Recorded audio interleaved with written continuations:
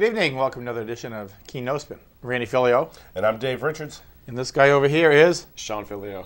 He actually admitted it. Shaun's been, for those of you that haven't watched the show before, and those of you that have watched the show before, Shaun's my son, and he's a professor and a doctor over in Australia, down under. Been home for a couple of weeks, and we just found out that he's coming back to the States for good in February. So you could say that my wife and his mother is just a little bit happy.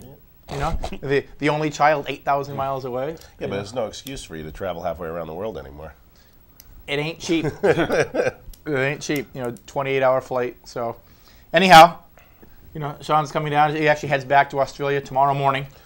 So we figured we'd grab him down. Dave and I are always looking for, you know, for guests that don't charge much, and so you know, we got the cheap labor on tonight. So anyhow, we're going to talk a little bit about everything. Now, typically this time of year, we're talking a lot about city politics because there's usually a lot of hot-button issues. And Dave's dropping the ball because the city council has so little to talk about. They're canceling committee meetings.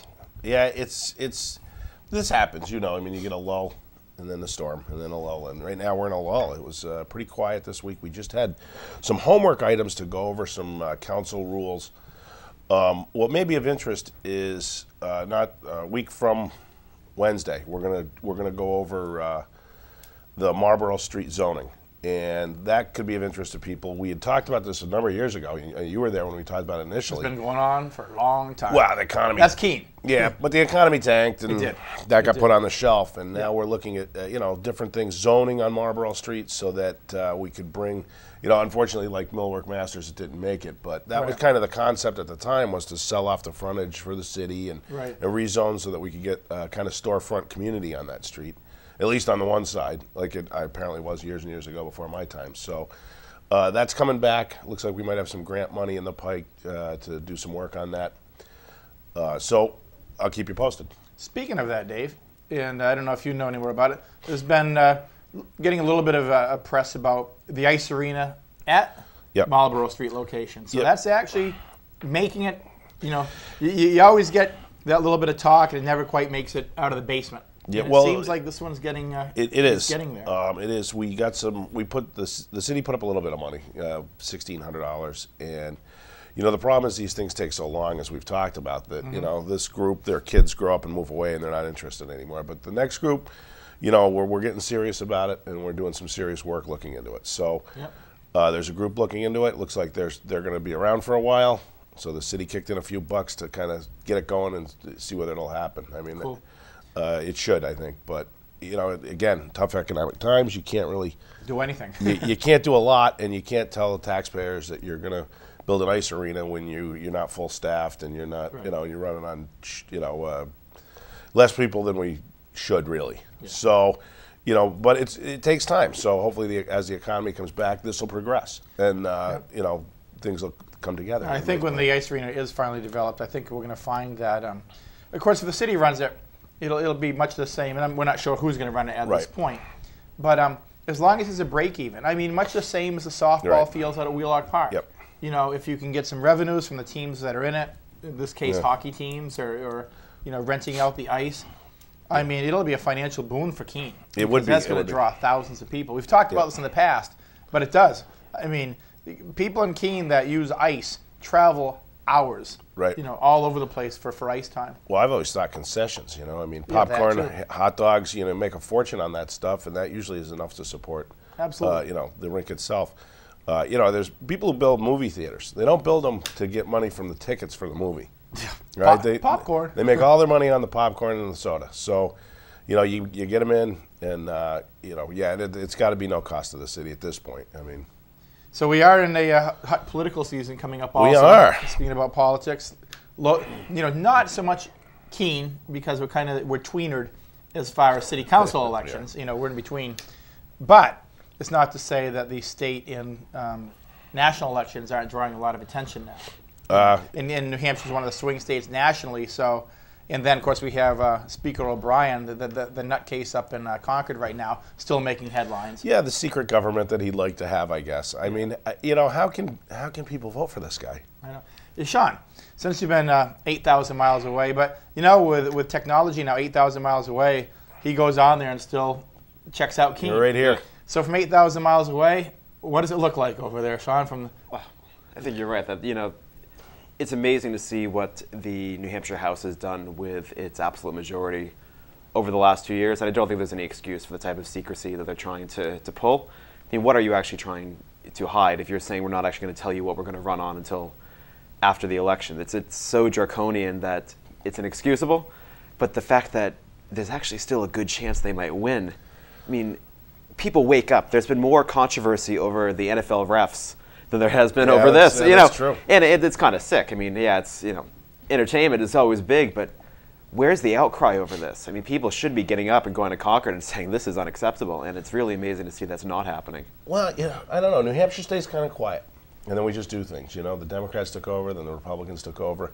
I think the latest polls have Obama up 4 or 5 in New Hampshire, and I think we may have another swing election this year where people, New Hampshire people pay attention. We do. I mean, and when you hear the majority leader one day, no, I got a lot of things, but I'm not going to show them until after the election. The next day, no, I'm going to show you everything. Mm-hmm. I think people see that. They read that in their papers. I think they're going to go and... it reminds me of 4 guys sitting around a table playing poker, and 3 players show their hand, and Speaker O'Brien doesn't. He goes, but I won. But I won. Yeah, right. I'm not showing you my cards, but I won. Don't worry about it. It's a straight flush, believe me. Yeah, take my word for it. Yeah. So, yeah, I mean, I don't know, what word would you use? Shenanigans they've been doing up there. That's a polite word. Well, it's been fodder for our show. I mean, it's kind of like, the comedians in Romney, I mean, you just have information every day you can use. Yeah. But I think people see what he's up to, and, hopefully people will vote him out. More and more editorials in the newspapers are finally coming out and saying, this guy's a nut job. And virtually everybody's known it. I mean, he has his extreme right-wing followers. There's no doubt about it. I mean, they're out there. But I think most people realize that this guy is just right out to lunch. Well, and generally those, the teabaggers there, they only really represent maybe 20%. But they've been very vocal, so they've been able to get things, going. I think everybody's kind of had a flavor of them for the last 2 years, locally and nationally. And okay, we tried that. That's not working. So I think, the way things are trending right now, people are really paying attention now. I mean, as of maybe 2-3 weeks ago. You'd hope they are. I mean, here's Shaun over in Australia paying attention every day. Yeah. And I don't know. I hope people are paying attention. What's so striking? New Hampshire really is quite a moderate state. That the House does swing back and forth. Maybe the Senate certainly swings back and forth. Governor's been kind of consistent, but even with the presidential elections, really a lot of switching. How did we go from being basically a moderate swing state to having such an extreme legislature? It's really amazing to watch, and you really do hope people are going to say this isn't what New Hampshire is all about, because I think fundamentally we do kind of walk that line that we're not doing right now. Well, what you have, I think what you have is generally, and it's not a good thing about America, but we don't take the long-term look at things. We don't. We take the quick look. So, Obama gets elected 2 years later, the Republicans flip everything, okay, because he didn't fix a destroyed economy in 2 years in healthcare. Well, now 2 more years have passed, and okay, now we're starting to see the light at the end of the tunnel. Things are starting to happen. The housing market's starting to turn around. Labor markets are starting to turn around. So, the House in New Hampshire, because it's every 2 years, you get that every 2 years what's on people's mind thing, and it can cause these drastic swings. Yeah. You are right, because they talk about, we're going to be swinging all over the place here, folks. Local, national. We do politics for a while. But as far as national politics go, they talk about the presidency every 4 years. Well, it really isn't every 4 years. You finally go to vote every 4 years. But by the time that president's 2 years in, whatever has happened or hasn't happened within 2 years, that's pretty much it now. Yeah. And, I blame the Republicans more than I blame the Democrats. But the truth is, no matter who's in there, you better get it done within the first 2 years. Right. Because realistically, the other party, unless they're fairly moderate and starting to talk again, because right now it's not like that at all. It is completely isolated. And if you're not getting something done in 2 years, all of a sudden they look at their watch and they think, election's coming up. It's all stop. Yeah. We're not talking to each other. We're not agreeing on anything.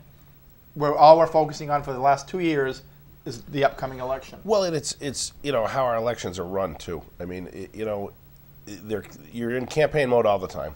Yeah. Okay, because you're always raising money because you have to. And I think that there's been a lot of whispering about a constitutional amendment to change the way we do elections, because this permanent state of campaigning, you should be working for us. And then whether it's New Hampshire or the federal government, you shouldn't, congressmen, they win their election, they're campaigning the next day and raising money for the next election.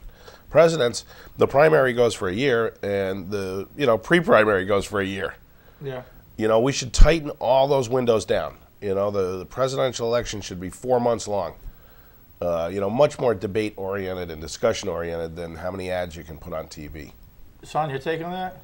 Oh, yeah. I mean, it's kind of sick that what's happened with the presidential election really over the last 2 cycles.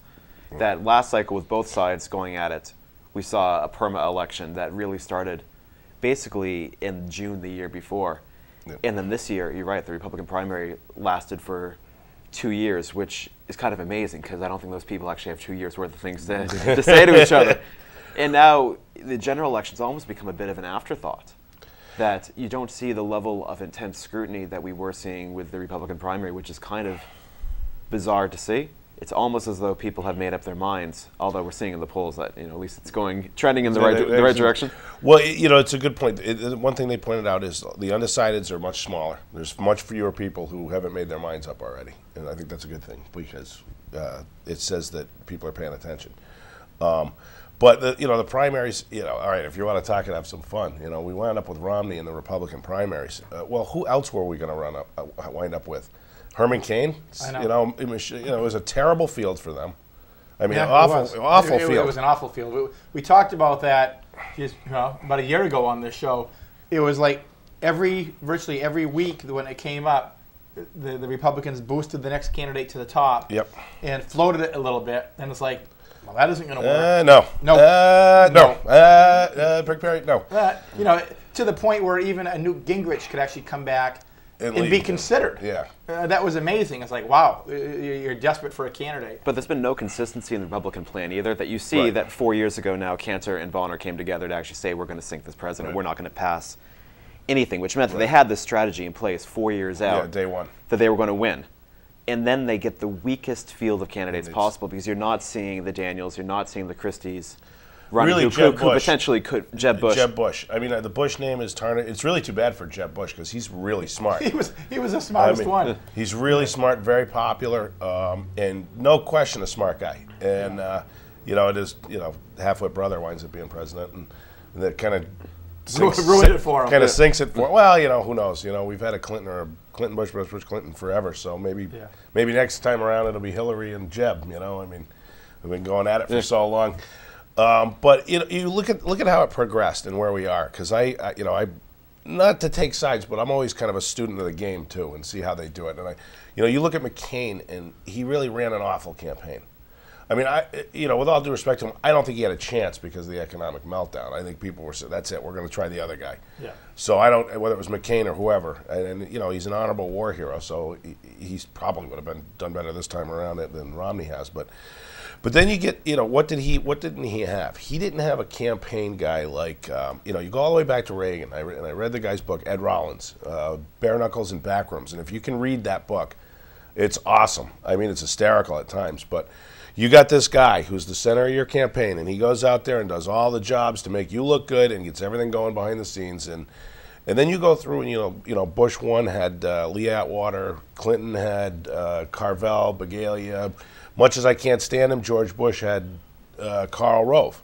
So everybody who's won has had some real, guy in that back room knocking heads and saying, we're staying on message, we're doing. And what's Romney got? I mean, he's got nothing. I mean, he's got a divided team. He's got nobody back there leading. The guy, and his problem is that he's so loyal to the people who have come up with him through the ranks, through the years, that he won't fire somebody or demote something and get somebody in there to run his campaign. And because of that, he's had this, knee-jerk every week. We talk about something different, and the campaign just looks like it's going like this all the time. I mean, look at all the successful ones. You pick 3 or 4 topics, you hammer them, and have answers for everything else. I read a good article on Romney this past week where it said one of the problems Romney is having is what he's trying to perceive himself to be, he really isn't. Because I agree the 100%. truth about Romney, whether I like Romney or not, when he was governor in Massachusetts, the truth is he's a moderate. You know, you look at his health care program that he passed. I mean, of course, he was in Massachusetts. He had to deal with a more liberal legislature, but he worked with them. Yeah. And he passed the health care system in the state similar to one that Obama's passed. Right. And very, actually, A lot of similarities. almost identical. I mean, built on the same premise. Yep. And so now, especially now with the Tea Party getting influence within the Republican Party, now Romney has shifted himself to be like an extreme right-wing conservative, or trying to portray himself, and it's not going over well because It doesn't fit him. it doesn't fit him, and he's having trouble. You see that when he talks. Right. You see that he doesn't feel comfortable at all. Most people that have been in politics as long as Romney have can just answer a question in their Right. sleep and go through it. And this guy is stammering and staggering, Right. and like you said, shifting message because the message isn't his. Right. But also, Romney's a failed politician, and he really has not actually won that much. He won one election, 2002, Massachusetts, against nominal opposition, coming after decades of Republican governors who were then appointed into national positions. And he ran the closest campaign in that state for quite a long time. And then 4 years later, it was to the point where he actually couldn't get reelected again. Beyond that, he's never won an election before. So he hasn't had the time to hone a message that actually works for him. He hasn't had the time to actually get a political team that clearly works for him. And the only reason why he came up this time is because they had to have somebody to throw under the bus, and he looked like the best one to do it with. Yeah. Well, He'll raise a lot of money. Maybe he'll make it. Yeah. It's true what Shaun says. I mean, they floated everybody that was out there on the field, and let's face it, it was weak. And Romney was the strongest of the weakest. Well, it's an atrocious field. But, to your point, and this, I go back and forth. You look at who he was then, who he is now. Nobody can change that much, okay? Nobody can say, I'm more pro-gay rights than Ted Kennedy, and then 6 years later say, no, I'm against every bit of that I said. Every stance he took as Massachusetts, he's changed. Yes. Part of his biggest problem, I think, is that every president stands up to their own base at some point. Mm-hmm. And Ronald Reagan, always, it's words to live by. Somebody who agrees with me 80% of the time is not my enemy. But he has so taken every single position of the Tea Party and stood up to them on nothing that, he's not selling who he is. He's selling who they are. Exactly. The problem is when you saw, but my one thing with that is that 47% video. It wasn't so much he said that. Look, you could make the case that he was arguing to rich people that he wanted money from. So he said that stuff. I'd accept that, except for he said it so fluidly and so easily. If you watch that video, it was just, and these people are victims and losers, and, we're never going to get to them. They don't take personal responsibility. The way he gave that speech was like he was talking to a room of friends. Yeah, and that bothers me. He actually said about the 47%. It wasn't like we're going to work with the 47%. Right. We're gonna tighten it in or whatever. It was like, I can't worry about the 47%. Right. He literally said that. I can't worry about them because I'll never have them on board anyhow. Right, and that's shocking. And the funny thing is, they keep trying to play the Obama, where he said guns and religion. They claim the guns and religion. If you listen to the rest of that speech, what he says is we need to reach out to these people and show them that we're not their enemy and that we can do things for them, and we need to get them into our fold. That's what he said later on in the speech. Of course, Fox News won't play that part of it, but Fox shouldn't call themselves news. Fox Noise?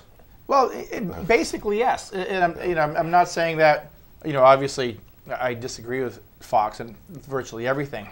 But they're really not a news channel. They're a right-wing Republican channel. Yeah, they are. Now, I guess in some cases you could say that with MSNBC, with being more, to the left. However, at least MSNBC, and I was going to bring this up a couple of minutes ago, one of my favorite political shows is Morning Joe. Oh, I love Morning Joe. And who is Joe? Right-wing, not right-wing. Republican. Very conservative Republican. Right to center. But a decent guy. Yeah. An honorable guy who makes his pitch.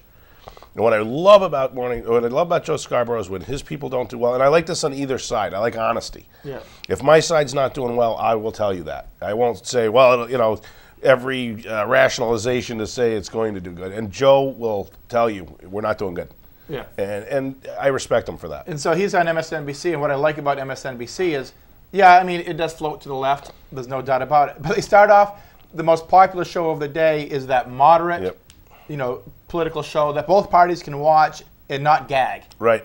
Because, I mean, he'll say things, to the right of center, and it's like, yeah, he makes a really, really valid point. And he did come out and say, Romney, not only will Romney not deserve to win, that Romney will not win. Well, did you see, I watched it there, I tape it and try to catch an hour of it, but where Romney came out, and it was pathetic. I mean, it was sad.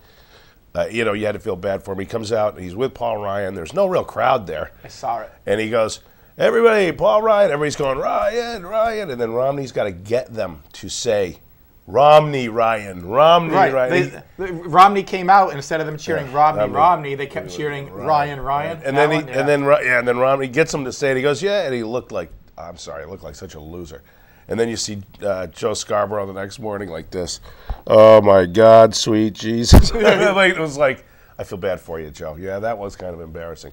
Yeah. But I think this goes right back to what I was saying about a campaign manager who, who is fights the fight. Who fights the fight. No, you're on message. This is what you're saying today. I don't care what they said. This is what you're saying.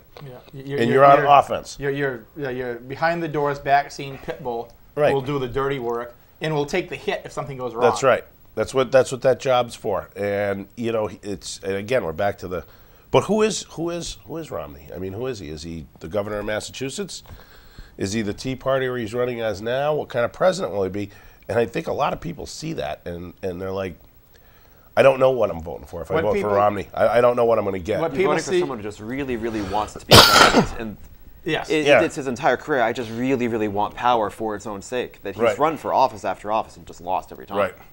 Yep. No, I agree. Well, running against Ted Kennedy for Senate in Massachusetts probably wasn't a wise decision. Yeah. I mean, you couldn't have picked whoever the other senator is. I mean, Ted Kennedy, who's been there for 40 years, and Massachusetts loves him. Maybe that shows a little bit of a lapse in judgment. I think the thing that's really defined Romney, over the last month especially is, and you're right, who is Romney? What does he stand for? And a lot of times as candidates come forward, what they are rises to the top. Right. Well, I think what you're seeing Romney rise to the top is, who is he? He's a billionaire, and he cares about billionaires. Yeah. And then they made a comment about middle class, and he defined middle class and making. Oh my God! Yeah. Mitt Romney defined middle class as someone who makes from $200,000 to $250,000 a year. Yeah. Yeah. His words. His words. And he meant that sincerely. Yeah. He is so nothing wrong with being wealthy. Hey, whatever. Yeah. But when you say the middle class makes $200,000 to $250,000 a year, and truly believe that, that, you're just out of touch. Yeah, and he wasn't saying it to be mean, arrogant, or anything. No, he meant it. That's what he felt middle class. The question was, what do you think a middle class family earns? And he said $200,000 to $250,000 a year or less. And it's like, hello, what? Hello, yeah. Oh my God! I mean, $250,000. That's middle class. So what's the poverty line? $100,000? I mean, damn. But it does show. It goes back to George Bush 1, where he really got skewered over not knowing what a gallon of milk was. Yeah. And of all things, you could like or not like somebody about. I kind of rose above that one myself, and it's like, look, this guy doesn't bought a gallon of milk in his life. I mean, but for that, you could have asked my father when I was growing up. My mother bought the milk. He probably couldn't tell you what a gallon of milk was. I don't really think that was, the most important thing. But they grabbed onto it and said, you don't even know what a gallon of milk is. You don't know what a loaf of bread is. So how can you relate to Americans, average Americans? But Romney, with that statement, did total put foot in mouth statement, showed I really don't have any clue. I mean, I don't. You could ask my father how much does a middle class family make. He wouldn't have said $250,000 a year. Yeah. You could ask George Bush Sr., I think. He wouldn't have answered it that way. But, $250,000 a year, that's middle class. It showed that he is just wildly out of touch. Yeah. And I think that, when you can go a step further in the conventions, when he was talking about how he had to live in his cellar. Did you see the picture of his house? They did a great thing on Real Time with Bill Maher. Here's the house that Mitt Romney grew up in, where he lived in the cellar, and it's this mansion. So I'm not thinking my cellar with the furnace and the oil tank. I mean, and then he did that. And then he goes, and here's the house Obama, grew up in, and it's one bedroom, tiny little, So when Obama had to live at home, and you had one room. I mean, when Romney lived at home, yeah, go take your wife in the cellar. I mean, it's probably at a pool table in a bar. I mean, it shows how out of touch he is. I think if you talk to the average person, what is Romney? They'll say he's rich. Right. He's rich and he wants to be president because he wants to be president. Right. I don't think we've had a chance to meet him a couple times because he's been from around here and he's been in Keene a couple times. And I honestly don't think Romney's a bad person at all. I really don't. I think Romney is a very good person as far as business goes. That can be argued about what type of business he runs, because somebody was saying to me the other day, he's never manufactured anything. He's only shut things down. Yeah. So there's that argument. But I don't think he's a bad person. I just think, as Shaun said, he's somebody that for his whole life. Yeah, I agree with that statement. He wants to be president. I think it goes back probably to his father losing, and he probably said, "I'm going to win this thing." Yeah. And it's funny because the right wing, Democrats don't want people to be successful. Completely untrue. Want everybody to be successful, but you can't be president for just the successful people. I mean, that's what Romney's coming out as. Is I'll be the president of the 2% and the 1%. And good luck to the rest of you. The 47%, you're on your own. Yeah, and it's I don't think to your other point, I don't think he is who he is today. I think he's been pushed into that direction. But what I guess I wanted to get to was if he had stood up to these Tea Partiers on just one issue, stand up on something. Yeah. Say, you know what? And it was funny because I was watching, I think it was Chris Matthews yesterday, were talking about it with Romney Care.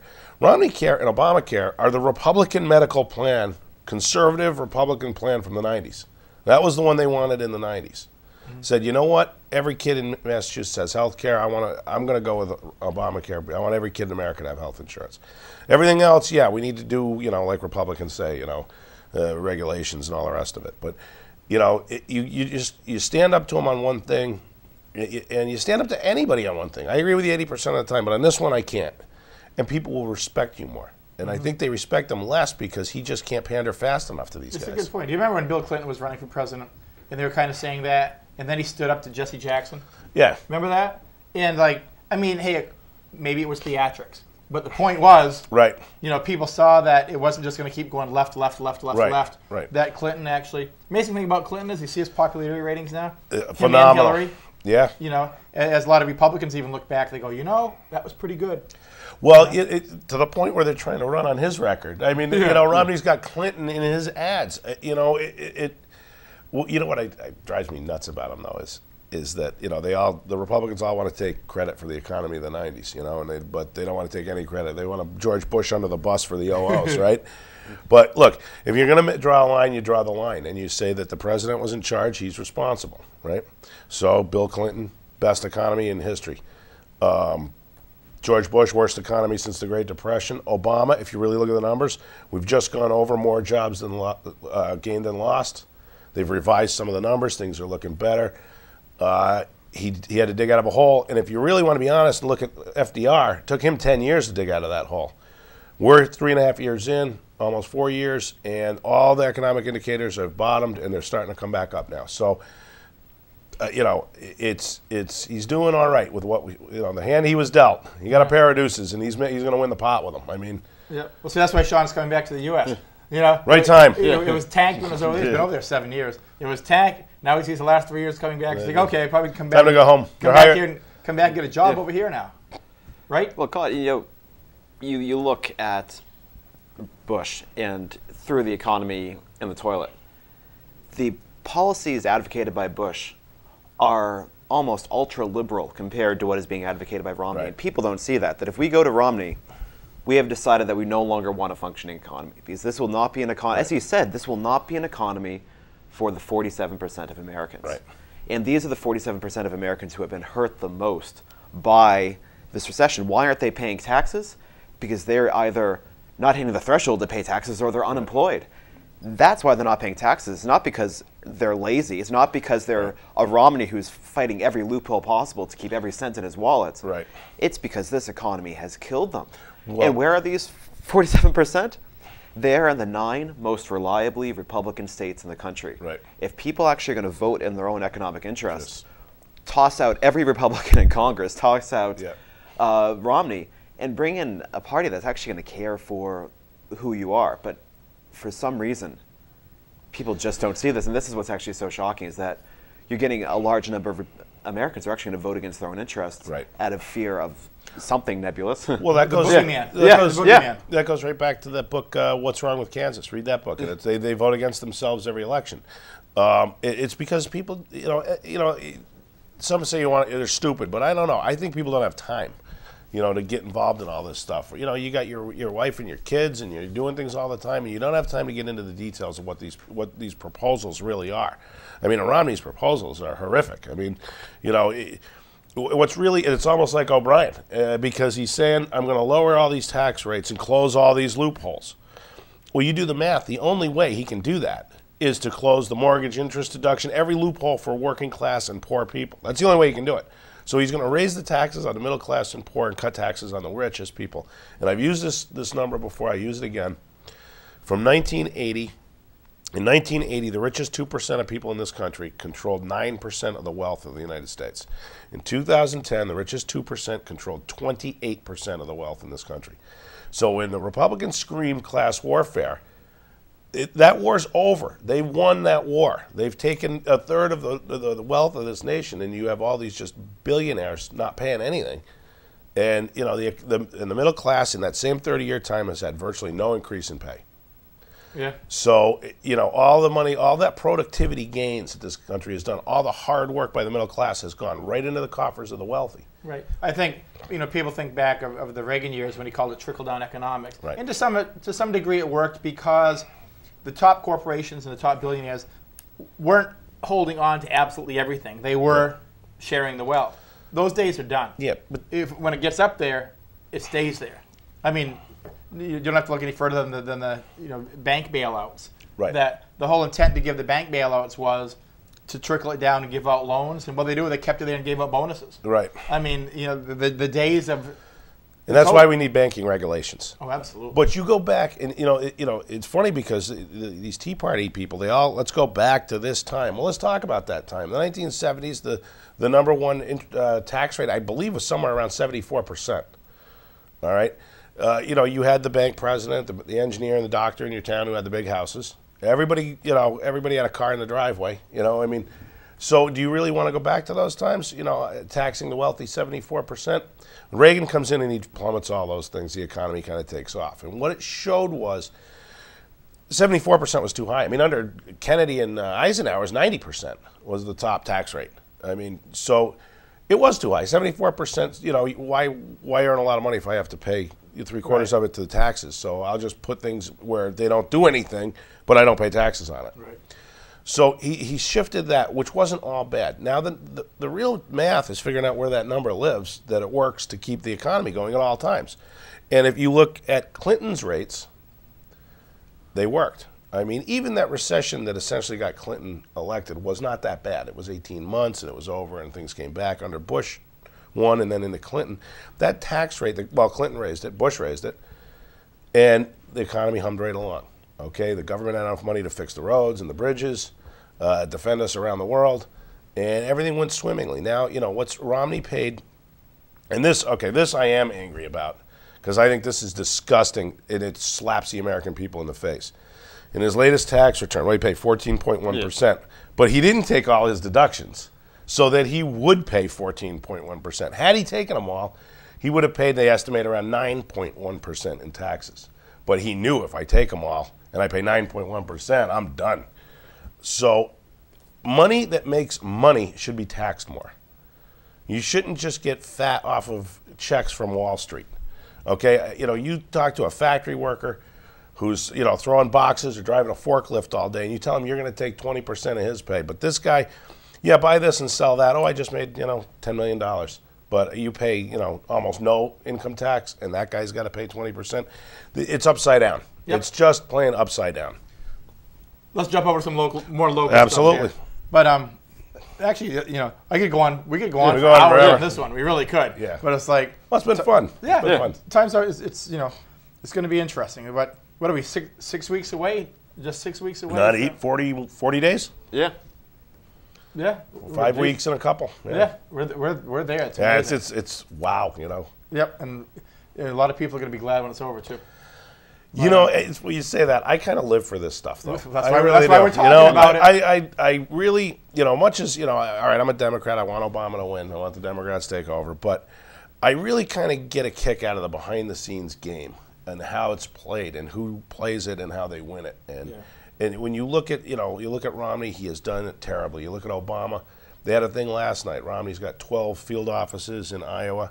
Obama's got 66. You know, but Obama knew this, and he built this from 2008. Now, whether it's Obama or a Republican or Democrat, the internet, they're using it. You know, Obama's using it. You know, targeting everybody he knows will come out and vote for him. Romney is spreading out ads over 3 states with giant buys, and what they're finding is that doesn't even get to people because 30% of people now have TiVo. They don't even watch commercials anymore. Yeah. So your commercials on ABC, TV shows. And not watching them. And I really kind of get a kick out of how the game progresses and changes. 10 years ago, you bought, 20 years ago when there was 3 channels, you just hammered those 3 channels, but it's changed so dramatically. Yep. I just find it fascinating. That's why I'm thinking, here we are still talking national politics. Sorry. I had to go I'll talk one more thing on that. Before, there was no chance for a third-party candidate to get anywhere because you needed those billions of dollars for the TV ads. Yep. I truly think now more than any time with social media, you can get a third-party candidate there, a moderate, that doesn't have the millions from either party and still really make some headway as long as they play the social media correctly. Because a lot of it's free media if you use it right. Well, and then you get the toehold. And I would say, looking at another perspective, the same kind of question, though, the numbers of people who identify as Democrats and Republicans is the lowest point it's ever been. Yeah. We look at New Hampshire, where independents mostly have been the largest bloc forever, but now that is starting to get more and more national, where people are identifying themselves as independents, less from the 2 parties. And, it's... I don't know. Maybe a shake-up. What did Thomas Jefferson, right? A little revolution once in a while is a good thing. Yep. Keep everybody on your toes and keep you honest. If ever there was an election that was going to draw out a third party, though, you would have thought it would have been this one with a moderate third party. With a sitting president with approval less than 50%, with Romney running a flawed candidate on the other side. You really would think there would be somebody like a Bloomberg who would step up as a third party candidate. And the fact that it's not happening is actually kind of disturbing as well, that we're kind of accepting that this is how the game is going to get played. I think you see a lot of it now with both parties getting the crap kicked out of them. I think a lot of people, the Republican Party especially, there's a lot of good candidates out there that could have run. Yeah. They were like, I don't want to do it. There's a lot of good people who retired. Yeah. But these things take time. And right now there's 5, if the Angus King in Maine wins, I think there'll be 5 independents in the Senate, or there could be 5 independents in the Senate. Yep. That's going to be interesting. We can go for hours on that too. Well, but that tells you the independent class is in the Senate. Has that ever happened? I mean, so it is expanding. Let's shift over since we're doing such a good politics. Local politics. We didn't have a lot of races that in the primary that drew a lot of attention, but one was the sheriff's race. Yep. Talking about some local stuff here, and former Keene captain Jack Zeller got eliminated in the primary to Earl Nelson, who was on the sheriff's department. In a way, a minor surprise, but in a way not. I thought out of all the candidates, and I like all 3 of them. Yeah. We know all 3 of them. They're all great guys. Neither of them trashed each other. No, very classy campaigns. Yep, very, very low key. I always thought Jack Zeller out of the 3 was the most qualified. Both Eli and Earl had worked under Jack. But politics are a strange thing. And that's what I mentioned to Jack. I said, doesn't mean the most qualified person is going to get the election. Yep. But I think one of the things that hurt Jack, and one of the things that might hurt Eli a little bit more too, is it seems that the sheriff's the county election. Right. And it seems like whenever somebody comes from out of Keene, a lot of the small towns go, we're not voting for the Keene guy. Right. So, but it will be interesting. You got Eli Rivera now, the Democrat, and Earl Nelson is Republican. But we both said, and they've all said, this isn't a party issue. Right. So it's going to be really interesting for both these candidates if people just go party or if they see something in the candidate. It's going to be an really interesting race that I honestly, on this one, I have no feeling at all which one is going to win this one. Well, I know Eli better, but you're right. They're good guys. I think, and I hate to say this, it's like city council. I think it's probably going to be more like a popularity contest. And exactly, Eli, they're both qualified. Yeah, even though Eli is from Keene, when you deal with the court system, like the police do, and particularly Eli, because he was the what do we call it there? Back in the day, we called it the liaison office or whatever. Yep. So you are meeting people from all over the county all the time. That kind of gives them an edge that another Keene police officer might not have. And he's pretty well thought of. So, both well-known names. It's going to be interesting. It really is. I think we win either way, but vote for Eli. No, I can't say that. We got to ask him on the show. We got to get them both on the show. Well, we did ask. We asked Earl. Something came up. He got into poison ivy or something when he was going to be on. But we got 4 more shows to go before that. So we'll get them both on, whether it's together or separate, or one for a half hour, another one for a half hour. We'll get them on. So if anybody from either campaign is out there and hearing us, come on down. But I'll be contacting both of them to get them on the show. Yep. Okay. Please. So that's probably the hottest local election that we get going. There's not much locally going on. I mean, statewide there is. Governor out of our control. Governor, polling's dead even. I don't know what that means, because I think these people, although Ovid's been around for so long, you'd think that whatever base he has is built in because they know him. Maggie Hassan, she's a little less known. By the way, Maggie Hassan's campaign called me the other day on the phone. They want to try to get her on our show. As you know, their schedules are like nuts, and it used to be you could get any time you wanted here in the studio, but Cheshire TV is busy right now. Yeah, so let's say successful. Cheshire TV is very successful. Yep. So we're working with them, trying to. Oh, that would be awesome. Get her onto the show. That would be awesome. So, if they're listening, the invite's still on. So come on down, please. We only get about 15 minutes left. We're babbling pretty incoherently and fast. Since we just talked about sheriff, we can kind of roll over to police, kind of the segue in, which we do every week here. We go over what happened in the city of Keene over the past week, and once again, averages over well over 100 calls a day. And this is the police log for the past week. One of the things that I took from it, I try to see trends. After you read through the thousands and thousands of of everything that goes on, then you get down to about the 800 calls. The trend was that, from what I can see, is disturbances at Keene State have really dropped off after the first couple of weeks of school coming back. That learning curve. And so I'm like, wow, that's really dropped off. Noise complaints, disturbances, all of that had significantly dropped off. And I just happened to pick up a copy of the Keene Equinox, which I forgot to bring with me. That's the Keene State newspaper. And I've said before, it's at Corner News.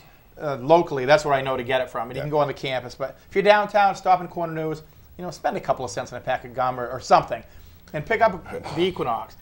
For 2 or 3 years in a row now, they're writing a really good paper. Yeah, good paper. It really has been, and I think it's they do a lot of self-examination, and they're pretty hard on themselves. I mean, they really are. They really are, and you would think it'd be a lot of fluff, but it isn't. It isn't fluff. It isn't. They've got some good up-and-coming writers, the journalists that could find themselves some good jobs. But a couple of the articles, in one they talk about Pumpkin Fest, and they're right to the point of saying, we're going to work this Pumpkin Fest, we're not going to destroy it. Right. And they're going to be out there. They've got cleanup crews all set up. Well, they actually have, if I remember, they're going to have some kind of competition for how fast they can clean up certain quadrants. No, but we were there last year, and they did a really good job cleaning it up last year. So I don't know how they're going to beat that. And I think you have to give the I'm telling you, Alzheimer's, the new group who's running Ruth Sterling. Ruth Sterling's group who's running it. Yep. I think you got to give them a lot of credit for last year and how fast they cleaned it up. Now, if they're going to make it a competition, I mean, that's just clever. Yeah. Make it a competition to clean up afterwards. You get everybody involved. I think that's genius.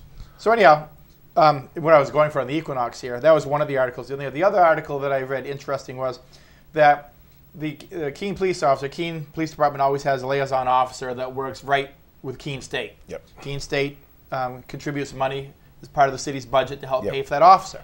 So it's Officer Katie Corbett. She's actually the police officer that a few months ago I went out on patrol with. And she's the new liaison officer for Keene State. And one of the things that she's implemented down there is that they know where all the house parties are. Sure. You know, it's easy to figure out because every weekend that's what they keep going back to.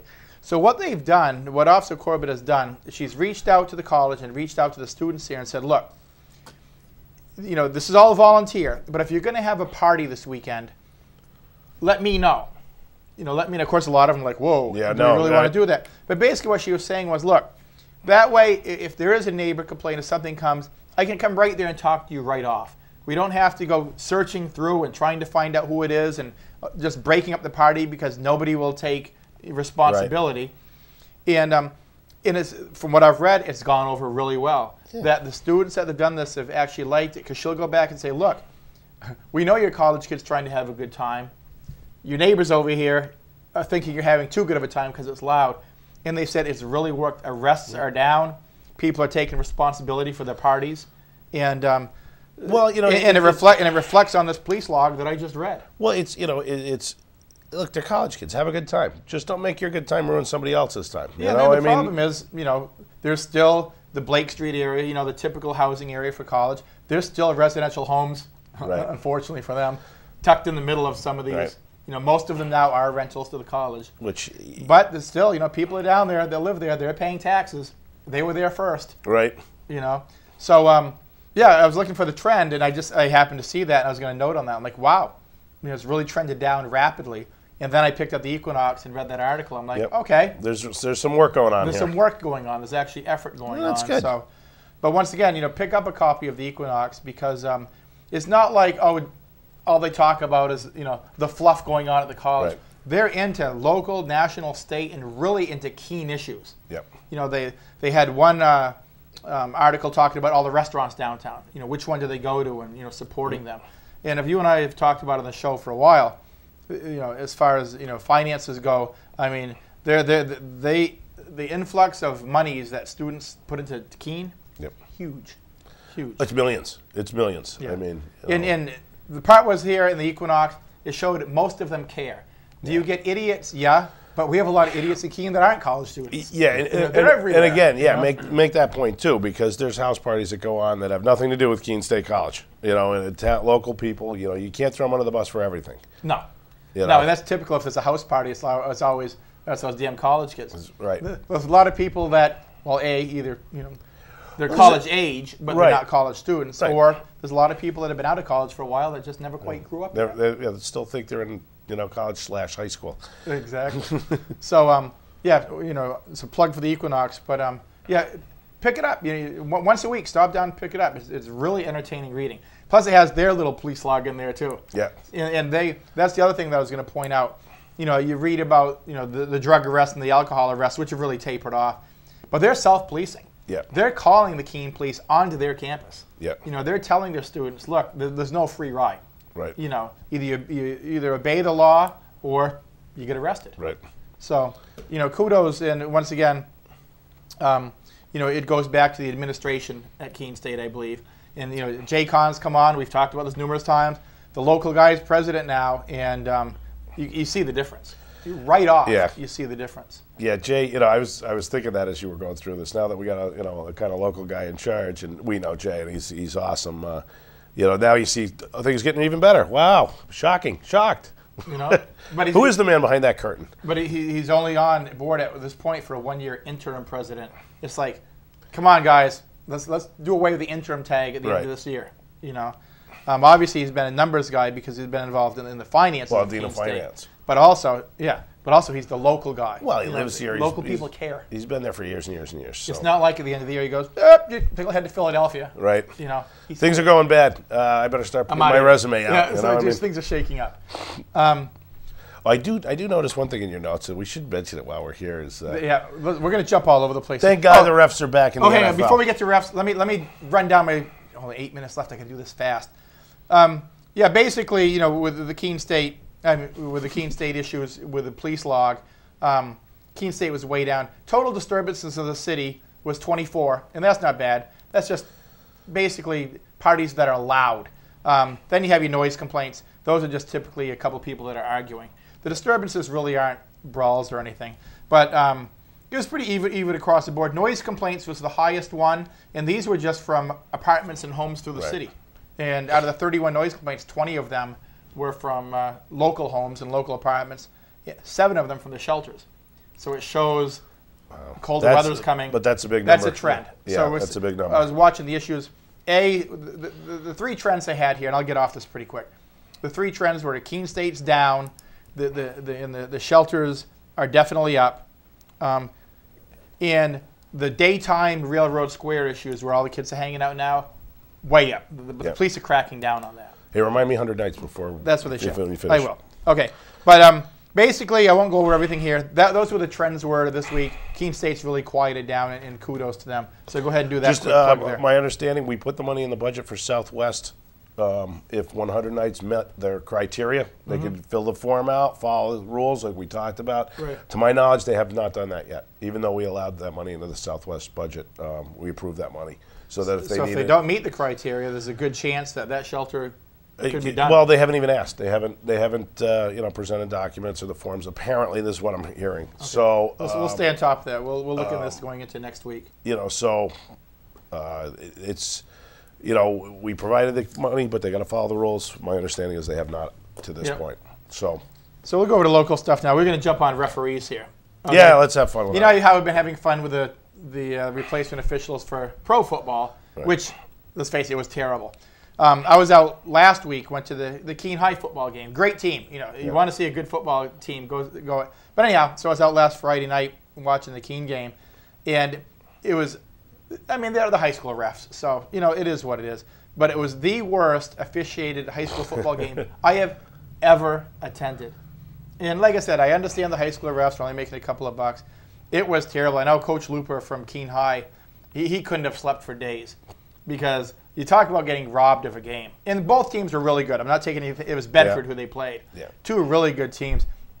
It was terrible. The calls are right in front of you, and it's like, guys, everybody in the stands is seeing this call. It's tough to see that, as much as this, like in the National Football League, I don't blame the refs. I really don't. They're not like Division I football. They did the best they could. They're way below that. They're thrown into this thing, and the cheap people running the NFL is who I blame. They make $9 billion a year, and you're arguing over pennies with the refs. Now, in a way, I think the best thing that happened was that Green Bay game because definitely you just can't hide this anymore. The last play of the last game, of the week, and you change the outcome for the season for both of these teams. Yeah. And that could mean playoffs. It could mean everything. In my game, where my 49ers lost this week, there were 2 pass interference calls that gave Minnesota a touchdown. Just changed the momentum, gave them a touchdown. I think you saw that league-wide because I'm a Patriots fan. Of course, now we're talking pro football. Yeah. But I think you look across the board, and the replacement officials really hurt the elite teams. Yeah. The teams that are fast, like the Patriots, right. They're a no-huddle offense. Well, the officials couldn't keep up. The elite teams, the officials couldn't keep up with, and that was the glaring difference. Right. I didn't catch the Patriots game. I sure heard a lot about it, but I did watch the 49ers game. It was ugly. The field goal that missed. Yeah. And that's where Belichick got fined $50,000 because he grabbed the guy's shoulder and he goes, "Hello. Yeah. Are you going to look at this? Are you going to review it?" And they're like, "No, we just want to get the hell out of here." Right. Well, in the Niners game, the second pass interference, pass interference, you get the ball on the 1 if it's in the end zone. He never touched him. Yeah. They show the replay from 7 different angles, and so you kill the momentum. See, Dave and I lost sleep this week on pro football.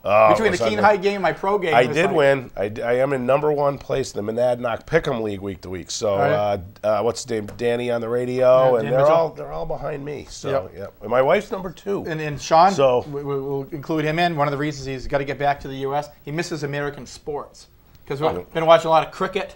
And Australian rules football, which, Don't you have to go to college to learn how they play cricket? Cricket actually isn't that different a game from baseball. Yeah. It's one of those games that takes 5 days to play and usually ends in a tie. You can actually, once you learn the rules, you can see really how it came out of baseball. AFL, the Australian rules football, is just a bizarre sport. It's a mix of American football and rugby and soccer. And I've been there for 7 years and still have no idea what's going on when I watch the game. The local football, that was great to see a Friday night game. They're really nice community event. Yeah, Shaun and I went out to the it was packed, good atmosphere out there. It's good to have something like that going on in Keene on a Friday night that's really community oriented. So even though sometimes you're wondering what game am I watching. Yeah. It really was nice to see that happening in Keene. I hope really to see that more of that going on over the next couple of years. The Friday night thing is really, I mean, you know, it's shifted over the years. It always used to be Saturday afternoon football, and back in my high school days, it'd always be packed. But then, you know, people had more and more to do on weekends, and, you know, more options, and then the crowds were really trickling down. You know, Friday night, Sean's right, the stands were packed. Yep. You know, it was good to see, you know, and it's kind of like old home day when you go out there because you see people that you graduated with and before and after. It's a great time. So I think they're away tonight. But, yeah, you get out there for a Keene High game, and you can get a slice of pizza or a dog for $1 too. Yep. You know. What do we got? A minute left? No, 2 minutes left. 1 minute left? So we gave you the devil ears back there. Double ears, 2 minutes left, yeah. At least I didn't get the one finger salute. 1 minute left, yeah, 1 minute. And I don't like you. What do you mean? This Sunday, Clarence DeMar Marathon's in Keene. Yep. You know, be really careful because, you know, the runners are everywhere. Actually, we Quick City Council, we voted to let them use the signboards on that for free. Okay. And then we're developing a process so that anybody who's in the streets and it's for a 501(c) can use our signboards for the city. Yep. So if you have an event, you're a marathon running, anything like that, come to the city, we'll advertise for it. So, you know, it's in the morning, you know, head downtown, it ends at Keene State. Yep. Grab a cup of coffee Sunday morning, just go down there and watch them run their 23 miles, whatever it is. My opinion is that's why we invented cars. You're not joining in? Is that what you're saying? I get tired driving that. Sean can do it. I just got the one finger salute. We have a minute left. Pumpkin Fest, once again, coming up a month away. Kudos to Luca, Luca's Mediterranean. He's jumped on board, really trying to get people out to, hey, everybody that's gone there, and I'm guilty too. I think last year I brought 1 pumpkin. Bring 2 or 3. Everybody bring 2 or 3. The whole thing was, let's have a great time and smash the record. Let's just do it this year. Yeah. You know, they don't have to be huge. Bring down 3 small pumpkins. Right. You know? They can be this big. They can be gourds. HD TV. We're going to be on national TV this year. Yes. They're filming it. You know, I guess competition between Highland, Illinois, and us. They're right outside of Chicago, so that's going to be a tough one. Well, there's a town roughly our size, so I mean, it isn't like Boston going against us. Yeah. We could talk about that. They stole the idea from us, so Cheaters. that's why we're now having a TV competition with them. Exactly. So, you know, that's going to be great. You know, so get involved with that. Everybody get involved a little bit more this year. Real Sterling's doing a great job. We have 5 seconds left. Thanks, Dave. Thanks, Sean. Off to Australia, but he's back in February. Thanks for watching, everybody.